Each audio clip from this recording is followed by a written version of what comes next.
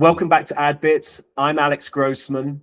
My guest today studied politics at Sheffield, started his career as a researcher and director's assistant at Believe Media, and has spent the last 15 years building one of the most respected careers in commercial production. Since January 2024, he's been managing director and exec producer at the Sweetshop London, one of the most awarded production companies in the world, with offices across London, Sydney, Auckland, Melbourne, Bangkok, and LA. And it's also a certified B Corp. He's now got an AI arm called the Gardening.club as well. He's also separately director of rugby at Hackney Rugby Club, founder of the Hackney 1000, and has been volunteering at Hackney Quest for 15 years. I don't know when he sleeps. Morgan Whitlock, welcome to AdBits. You be careful, or we're going to turn this into a rugby podcast. Trust me, we will not. I promise. I'll do my best. Yeah. Anyway, before we get into it, MD of one of the most awarded production companies in the world, director of rugby community fundraiser, 15 years at Hackney Quest. At what point did you just decide to fill every hour of your life? Where does that come from? Yeah, where does it come from? That's interesting. Without wanting to go too deep and toilet book psychology, I don't think I grew up in an environment where there was access to different groups in order to kind of explore and enjoy and develop yourself. I wasn't part of a sports club. I wasn't at a school that offered particularly great extracurricular activities. I wasn't my parents were landlords. They had pubs. So the freedom I had was unbelievable as a kid, but the support for getting yourself to whatever club or organization or extracurricular activity like that wasn't there. So I think what has happened is whenever I've had an opportunity to help other people enjoy that opportunity that I didn't have, I've got stuck in doing it. And so the rugby club really is community building. It's not like the sport's brilliant, I love it, but it's about building a community within London and then increasingly helping young people in London find community that I think has become really difficult in real life. And that's probably the same with the mentoring and the work with Quest, and that's where the Hackney 1000 came from. And I think it runs through to, if I think about the way, the things that have been important to me at Sweetshop in the last couple of years, like that runs through. So like the inclusivity of the way in which we produce and the way that we work as a team and the way that team members are supported and the mentoring we do professionally.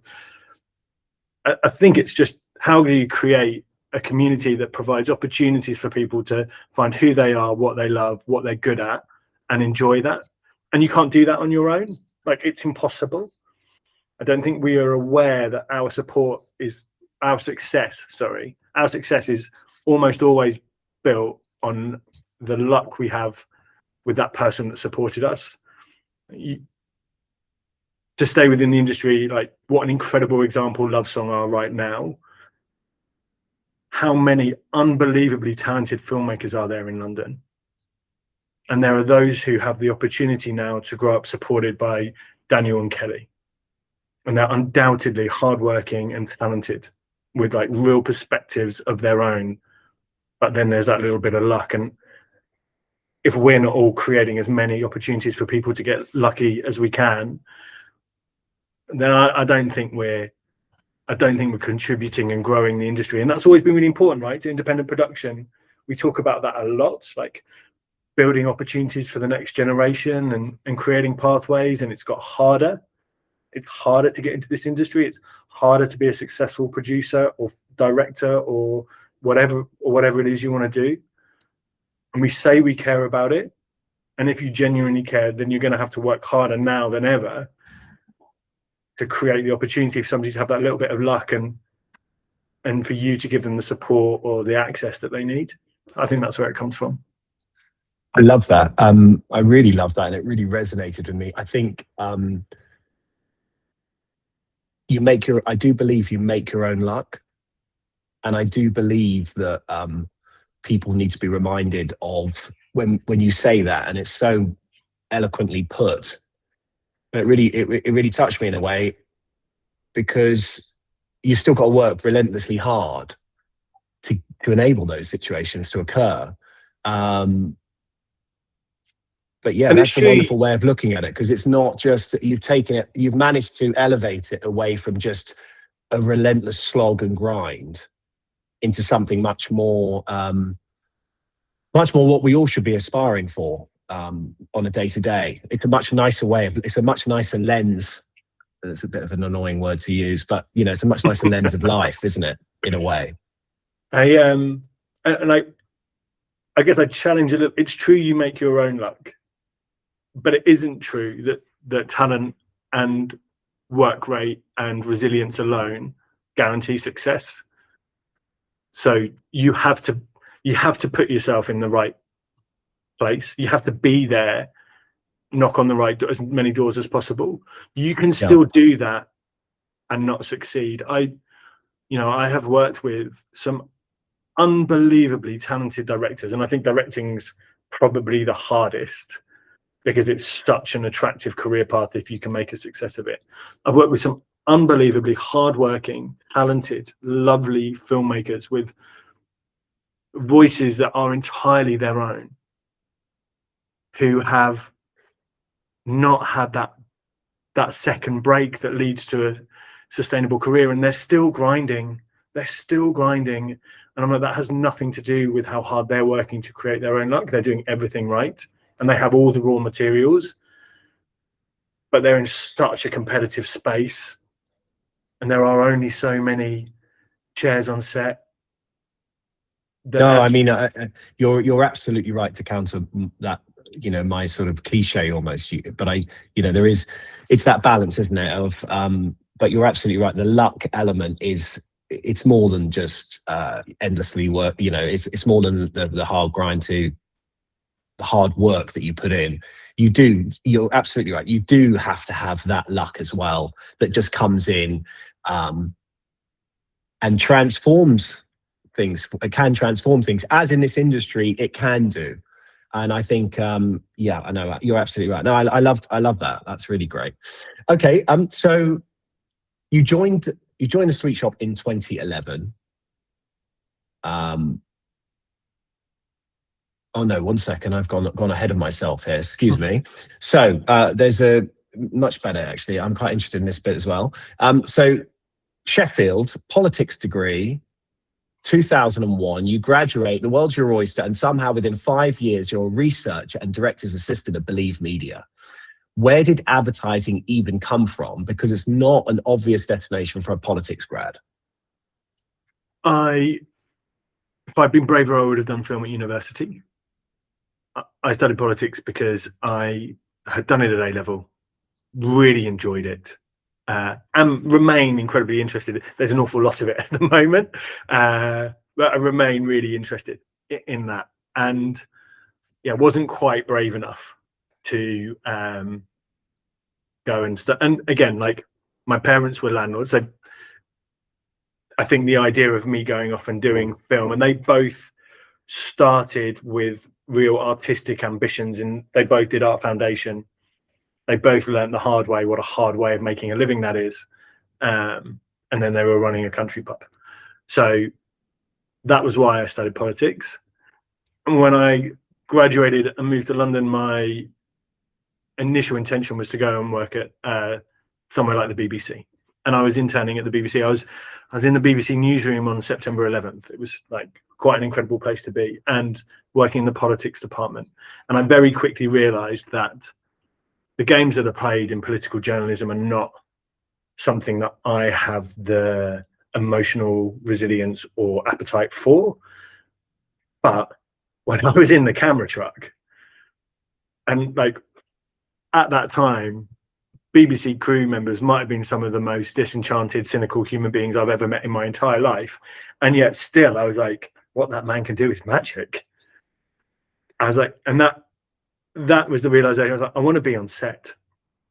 I want to be involved with this. And I think because it's the obvious job, I think I probably want to be a director. And a friend of a friend got me the opportunity to be a runner for a week at Believe. And at the end of that week, it became 2 weeks. And then at the end of the 2 weeks, it became a full-time job. And being surrounded by directors tweeting and that like creative process, it's still probably my favorite bit of like the Sweetshop side of my job. I love a treatment. I love that. I was in a room yesterday that we're at this lovely moment now where we can get back in the room and we can go and meet creative teams, and we can all be in the room together, and with Nick Davies, who's brilliant in the room, and got the whiteboard out and a marker and like started drawing his vision for their script. And I was like, this is so exciting. Like watching a genuinely creative individual with a real unique perspective communicate that is so exciting. So I'm at Believe Media, and I'm loving that side of it, and I'm on set. And again, like commercial sets are so much, like they can be so much fun. The toys that you get to play with are unbelievable. And being in the suite, going like the first time you're in the edit, or the first time you're in the grade, or the first time you're like, actually back then it was Smoke and Mirrors, and you're watching the way that these people create this magic.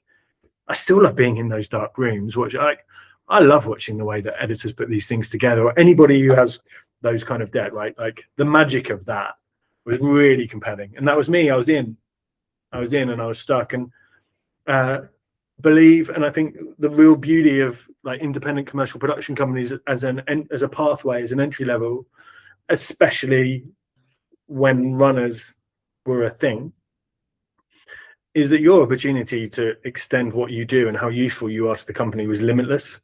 You know, I learned how to build the website before it was a drag and drop exercise, like when it was Dreamweaver. I could make myself as useful as possible, and I could insert myself into whichever bit of the process I was excited by. And Anthea Benton was probably the marquee director at Believe, and was someone with this unbelievable pedigree who'd created some of Vaughan and Anthea's work. Like if people listening aren't familiar with it, I would go and watch like their ads from the mid-90s, that introduction of like a music fashion world into commercial advertising with Lowe and BB-8. Just like those ads are brilliant, the Stella ads and the Levi's ads, and that infusion of music and advertising that happened at that point, like Stiltskin and that, they still, we still have them to blame for them. I remember at 15 years old watching Vaughan and Anthea's Levi's Spaceman ad on telly, going into school the next day, and that was all we talked about. We didn't talk about the TV we watched. All we talked about was this unbelievably cool and sexy ad with this unbelievable soundtrack, and like literally ran out of school, went to HMV, bought the single, put it on at home, was livid with how terrible the rest of the song is. Mentioned that to Anthea a few years later, which I think maybe helped get me the job. But working into her was brilliant for me because as a runner and then becoming a director's assistant, I got to see the way in which a really creative person thought about the process, about the way in which a Word doc would land and she would then begin envisioning it. And I think that probably was the beginning of my realization that I'm not a director, probably a critic, not a creative. And then the industry being what it was at the time, regardless of how phenomenally talented she was still a woman and a director, and the industry wanted her to do hair ads and beauty and makeup ads, which was hard, right? Because she'd been doing Levi's and Stella, and I had the opportunity then to become a sales rep. So being her director's assistant, it was actually Anthea who kind of sent me out to go and try and win opportunities for her. And I think the reason I was probably a sales rep for a long time was because straight from the beginning, I got to see my opportunity to facilitate the career of a really creative individual. And I think if you view it as a sales job first, it can be, well, you know, right? Like, it can be super tough. But I think starting from that point of facilitation really helped drive my appetite for it. Like, going in to meet a creative team and coming away with something for Anthea or one of the directors at Believe, that was so exciting, because then I got to see what they were going to do with it, and I got to be involved in the treatment with them and do that research. And yeah, I loved it. Excellent. I think you're absolutely right when you were talking about selling. It's a sales job. At the same time, you've got to really love who you're selling, and you can't sell bad work. Yeah. You cannot tell someone something's good when it's not. And in our industry, it's so, you've got 30-second, 60-second commercials in a lot of instances, and you know, it's pretty quick to recognize good and bad immediately. There's nothing you can do about that. And yeah, when you're working with great talent, it's just it's amazing. And the work itself, yeah, of course. No, it's brilliant. I love that answer. Okay. Fiona Gillan was the EP, the sales EP at Believe at the time, and taught me a huge amount about. And I remember one of the things she was like, never apologize. And if you're explaining, you're losing.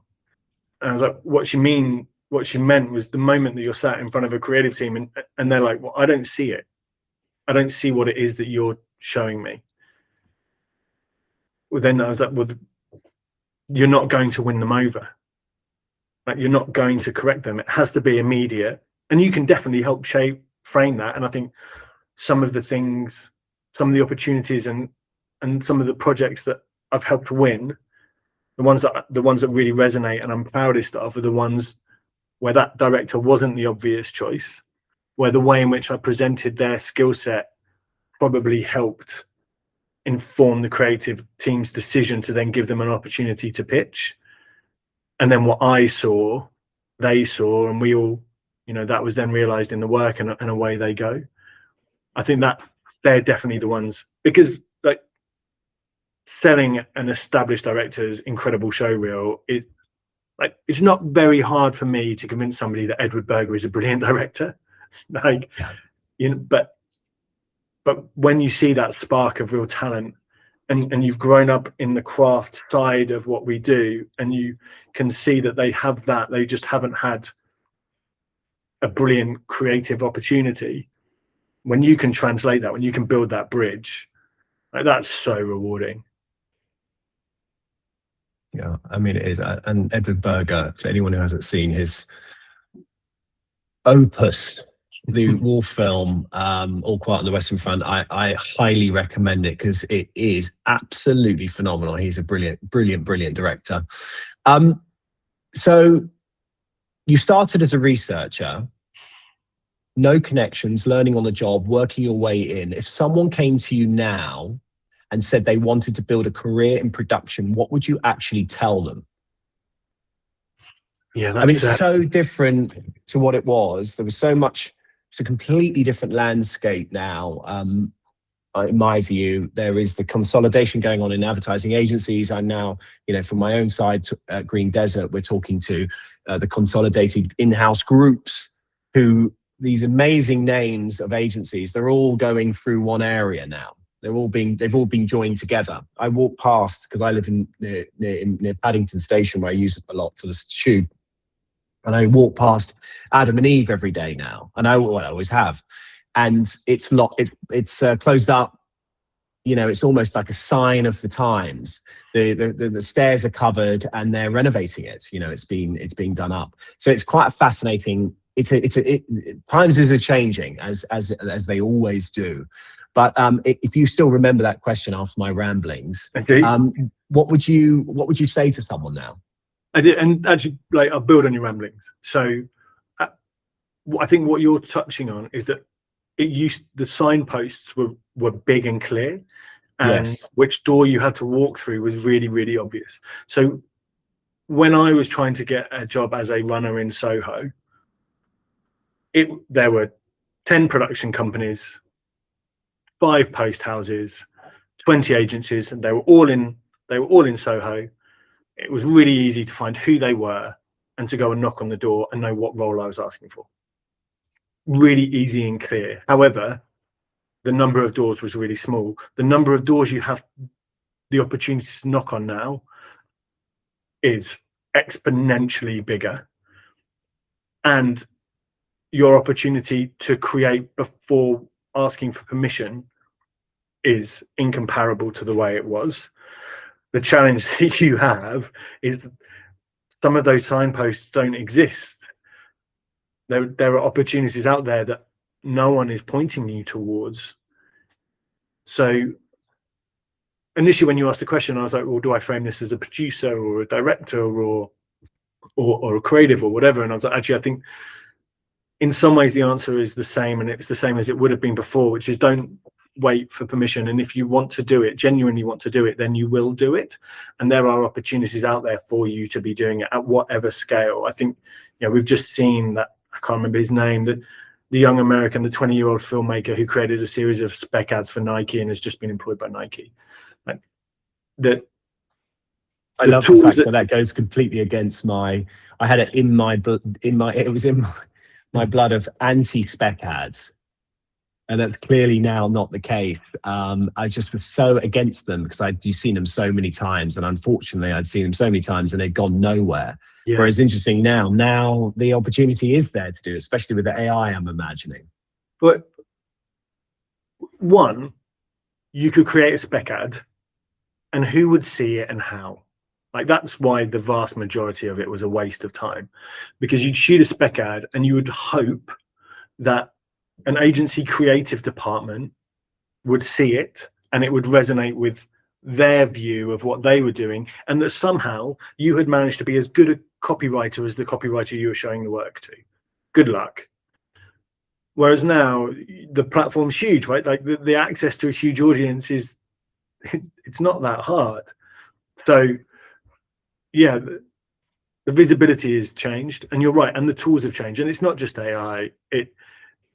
Your ability to create work of a brilliant visual standard is so much with no support is so much greater now, and was still, you know, was 3 or 4 years ago than it was back then.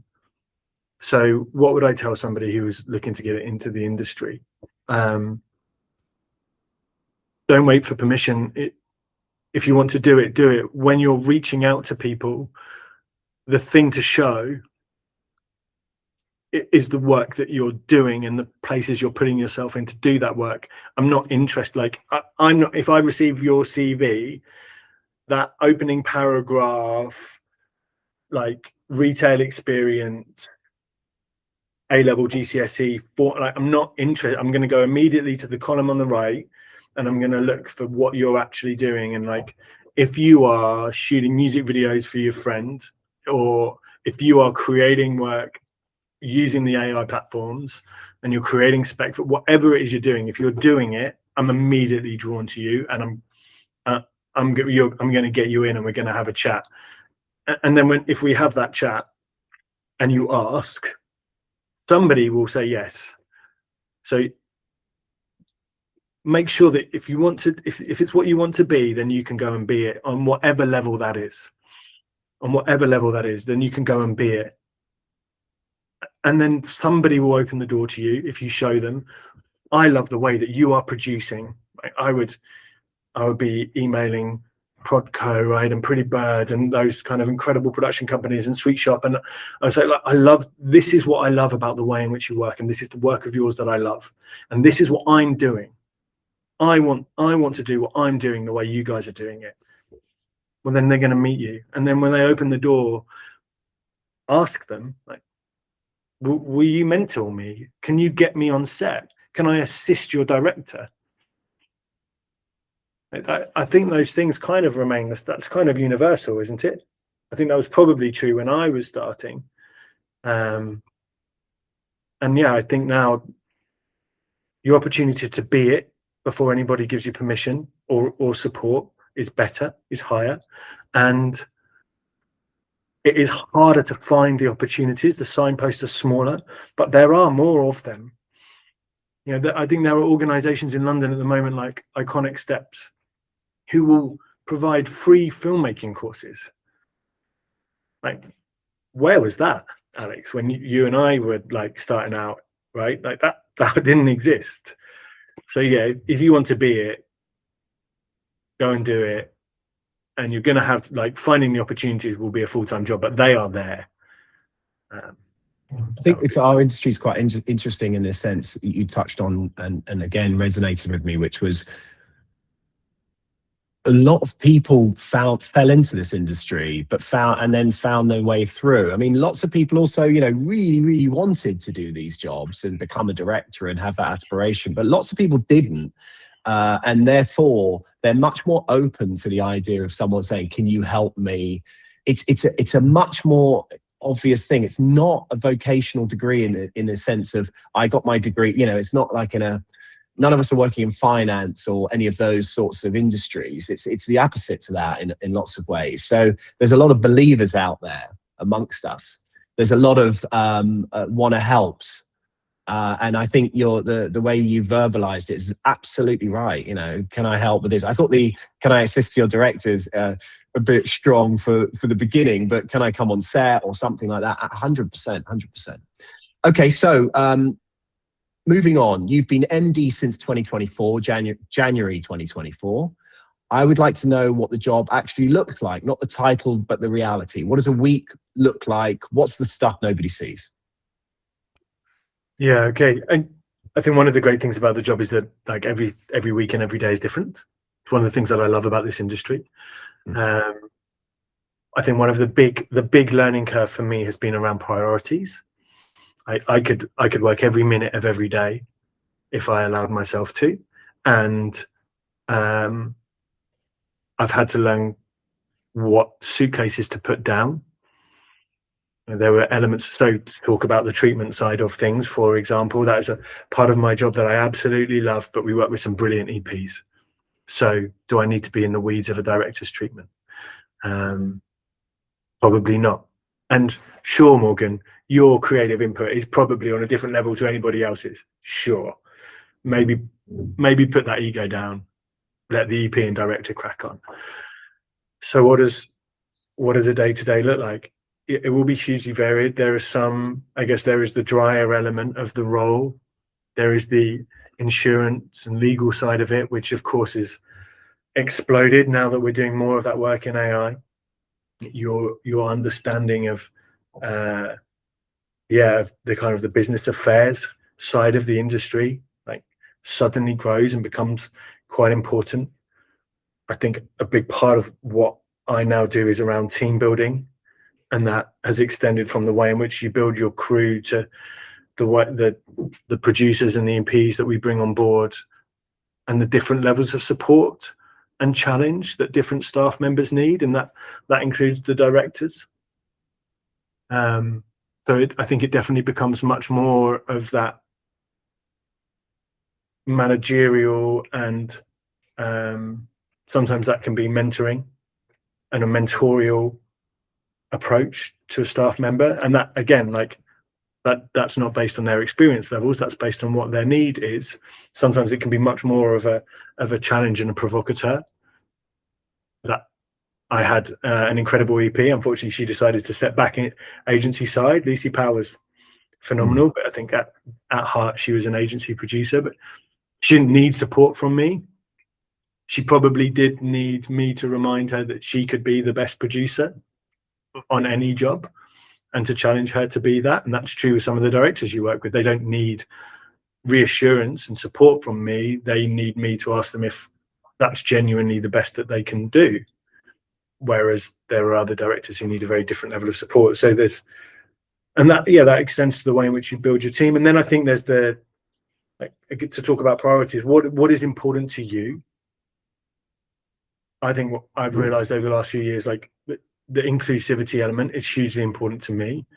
So what does that look like in practice, and how do you build a system or a culture within your company that means if you are unavailable for the day, or you are on holiday, or you leave, that continues.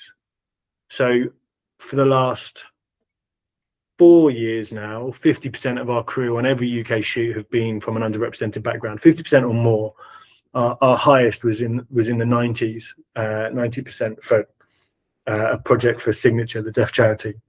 And that's hugely important to me from like an ethical point of view, and for the reasons we talked about earlier, but also because I genuinely believe it makes the work better. Like a diverse and inclusive crew, I think, is a higher energy, more productive crew with a broader range of skill sets. Like there's a huge body of research in there that demonstrates diversity and inclusivity drives performance and creativity, especially.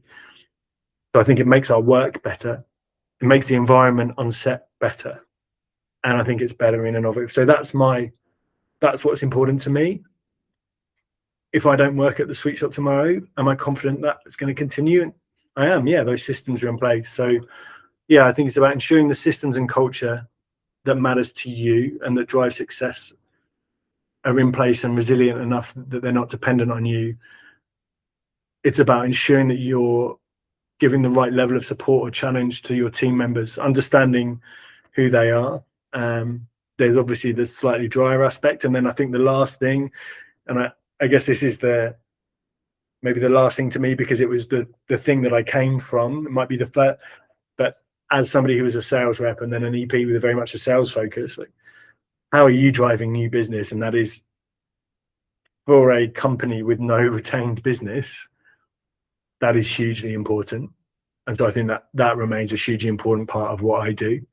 And then the nature of that's changed, right? I'm not treading pavements and knocking on doors the way that I used to, but I still have to be selling all the time.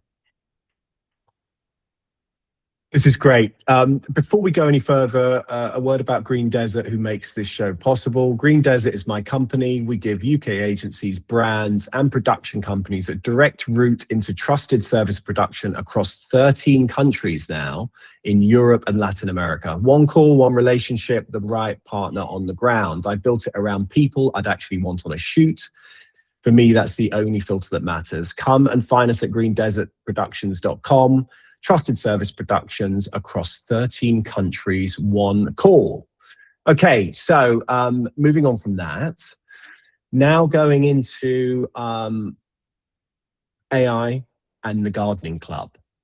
So the Gardening Club is the Sweetshop's own AI arm. You were on the panel at the Future of Advertising in April, and your position was deliberately restraint. Use AI to extend the scale of film, preserve human performance and emotional storytelling. That's a principal position, but let's move it on a bit. Where does restraint end and avoidance begin? And give me some examples, like the British Skin Foundation billboard that burns in real time based on live UV data, which I thought was brilliant, of what that test actually unlocked.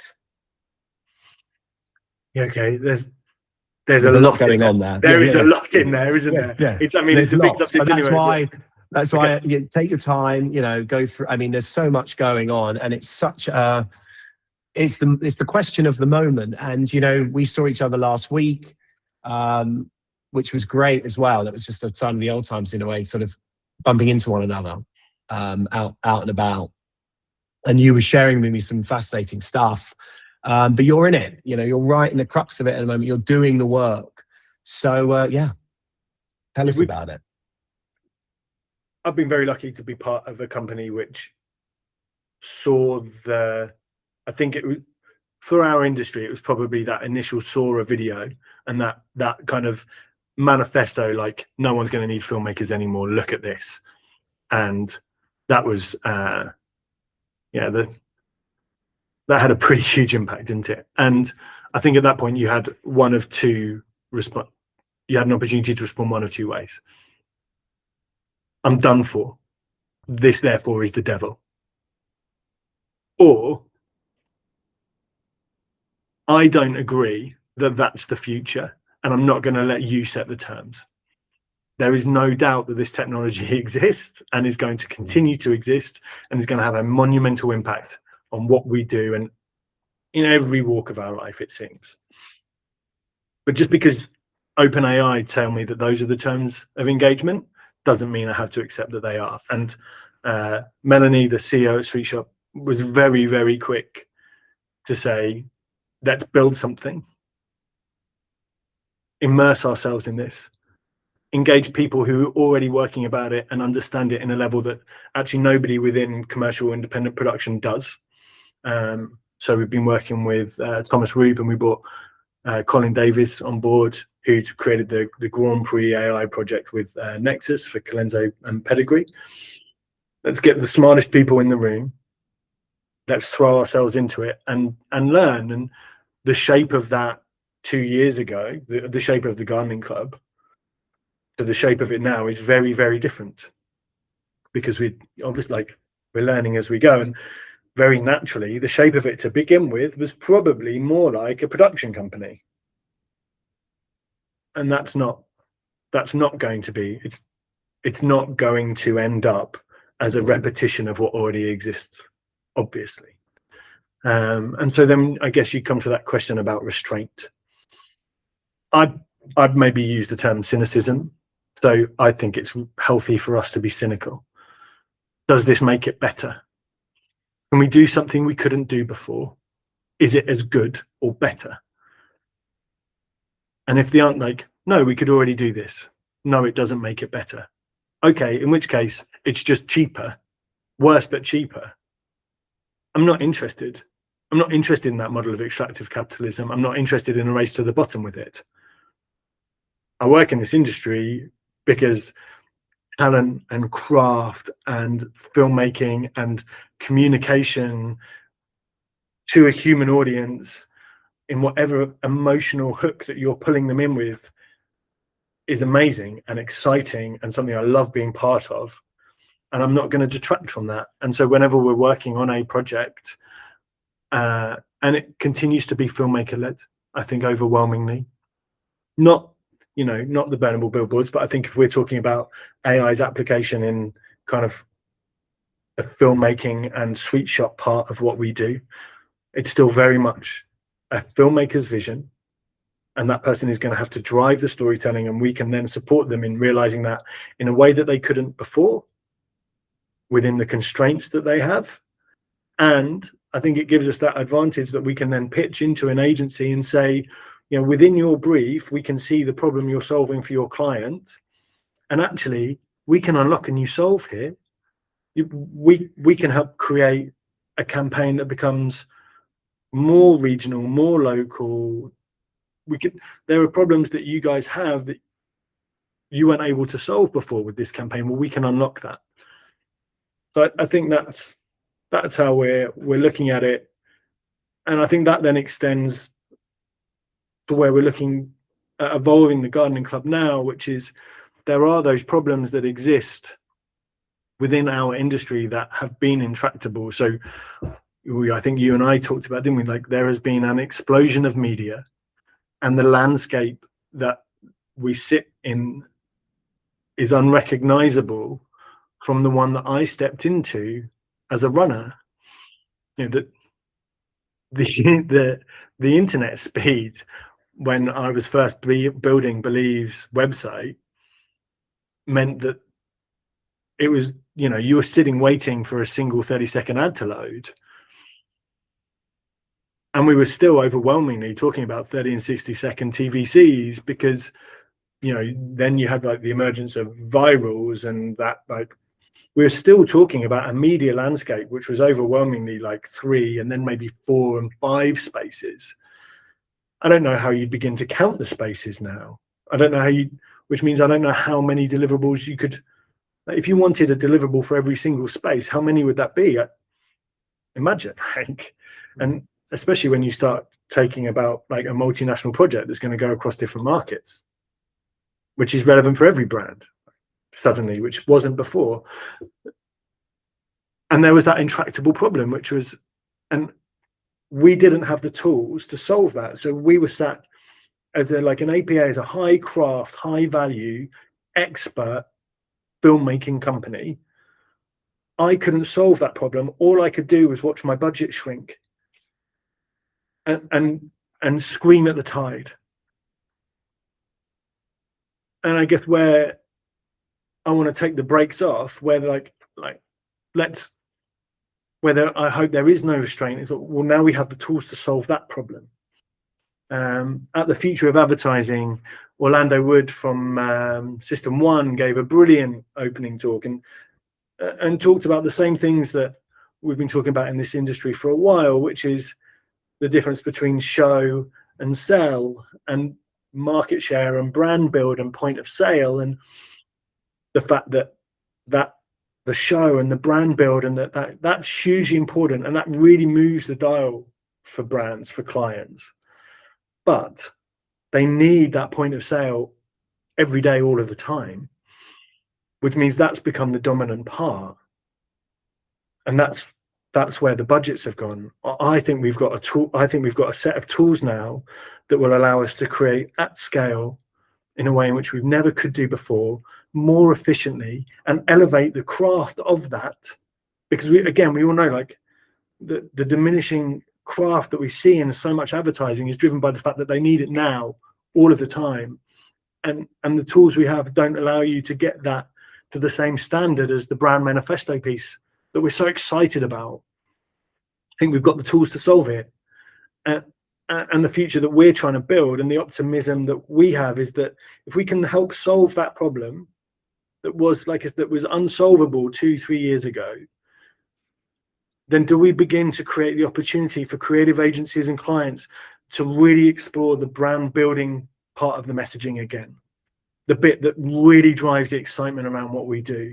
And maybe that won't mean more money per individual project, but it does mean the opportunity for more really exciting, creative brand building projects that are the things that I think drive directorial and creative careers. That they're the things that we're super proud of. And yeah, burnable billboards, I think, is a really nice example. There was an idea that the team at Wonderhood had that they couldn't make, and we were talking around what we were doing, and they were like, well, we've got this idea and we can't make it. And I was like, well, we can. And Paul Akinwin-Lola was the photographer.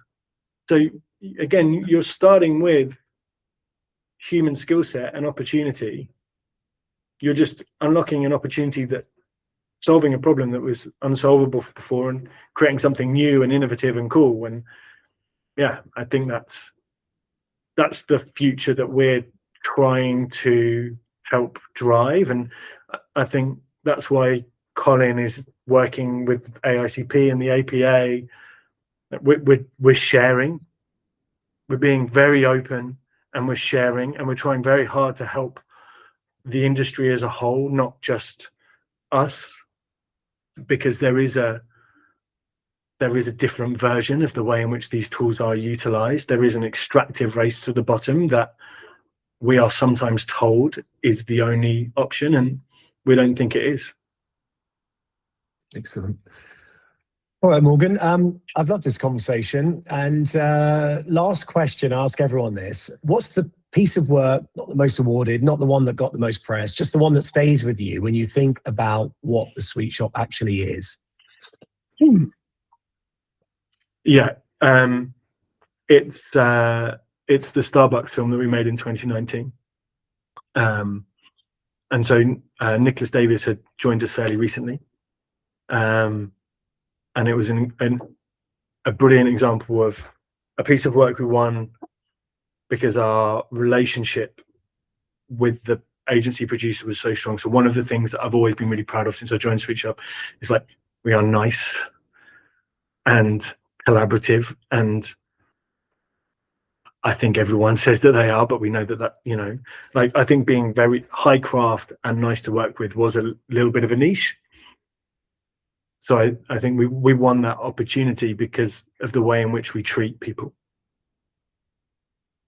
It was in 2019, so it was prior the Black Lives Matter and the moment of inclusivity and diversity as an industry awareness. So building a representative crew was unbelievably challenging. Hannah Cooper, who produced it, and Nick did an unbelievable job of immersing themselves in the trans community.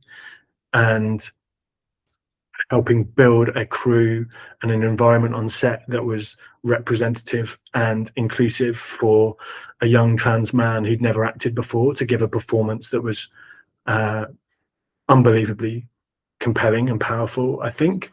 And it changed the way in which we produce. So that was the point at which we began building a network of crew and understanding that the monocultural crew environment wasn't okay, and it didn't have to be that way. Just because it always had didn't mean it had to stay that way. So it changed the way in which we produce on every project since. It was unbelievably impactful for the client and the brand. It was hugely successful and really resonated with that community.